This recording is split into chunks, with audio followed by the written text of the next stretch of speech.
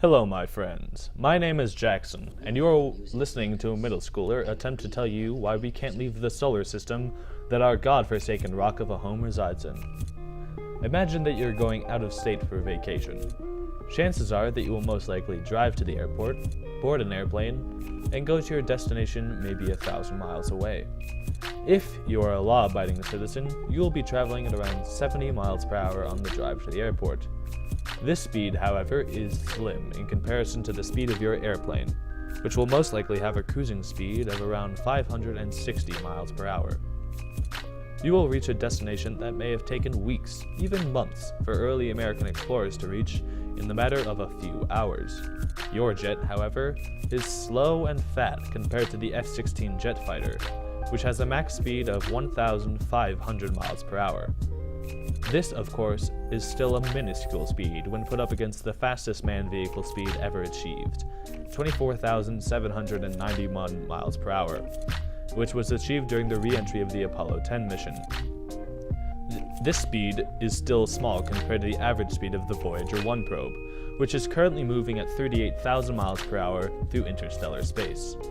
On our Earth, this speed is unimaginably fast, but that is all because of our perspective.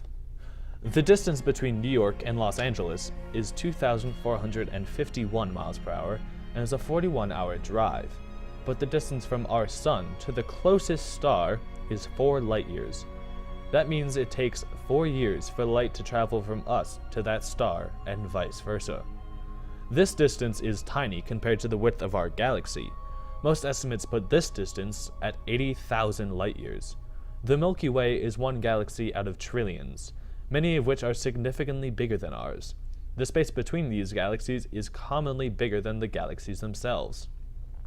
All of this is only in the observable universe, which cannot be the entirety of the universe, because of course, there can't be nothing. So how can we reach across the galaxy like they do in Star Wars and Star Trek? The main concern is, of course, our mortality. We simply cannot live long enough to make sure that the only things arriving at our faraway destination are our 18 million year dead corpses. The first option, logically, is to simply move faster. But this is not simple at all. The closer a massive object, an object with mass, gets to the speed of light, the more and more energy is required to accelerate it further. If an object reaches the speed of light, an infinite amount of energy would be required. Seeing as we have no way of even attempting to harness an infinite amount of energy, our chances of being like Captain Kirk suddenly seem slim. But let's take a leaf from the book of science fiction, and see how the best sci-fi writers and screen directors thought we might be zipping around the galaxy. Maybe the most famous way of interstellar travel seen in sci-fi books and movies is a wormhole. In the 2014 blockbuster Interstellar, a wormhole in the outer reaches of our solar system is how our hero, Cooper, gets to some potentially habitable planets in another galaxy. This movie did a wonderful job of showing the wormhole in a realistic way, but just how realistic is the idea? Einstein-Rosen bridges, as they are also called, were hypothesized by the physicists Albert Einstein and Nathan Rosen. The theory of general relativity predicts the existence of these wormholes, but how effective would they be in transporting human cargo? The usual way to explain a wormhole is to take a piece of paper and explain that the smallest distance between the 2 points at either end is normally a straight line. But then what if we could fold this and make that much larger distance much, much smaller? The obvious problem with this, however, lies in, of course, what we are folding. One can easily fold or tear a piece of paper, but we can't do that to space-time. That would require an absurd amount of force. Also, paper is representing a 2D physical space, not a 3D physical space like ours. This would make the entrance spheroidal, and the neck that we would travel through potentially twisty and windy, which could make the path through the bridge longer than our original without the wormhole. Our next issue here is size. Primordial wormholes are said to exist on the molecular level, but are far too small to travel through. As the universe expands, some may have grown bigger, but almost certainly not big enough for a spacecraft to fit through, and even if they have, they are too far away for us to see. Another major problem lies on the stability of the bridge. A bridge is useless for travel because it collapses quickly. However, a bridge with enough exotic matter could stay open and unchanging for long enough to travel through. Exotic matter is seen in the quantum field theory and contains negative energy density and large negative pressure. On the plus side, however, these bridges not only could create paths in our universe, but potentially into others as well. And some think maybe even time travel. So, pros and cons? Another popular loophole to our mortality is long-term cryogenic sleep.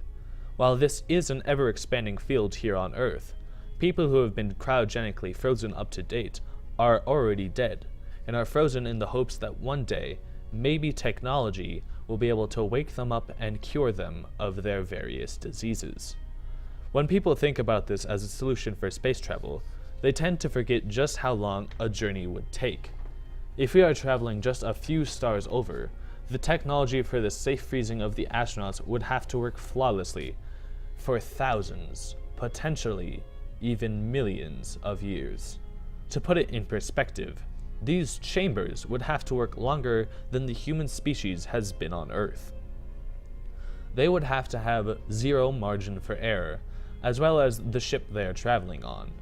These astronauts would also be the last of their species when they woke up, and might have been traveling to a planet that has long since not been able to support life.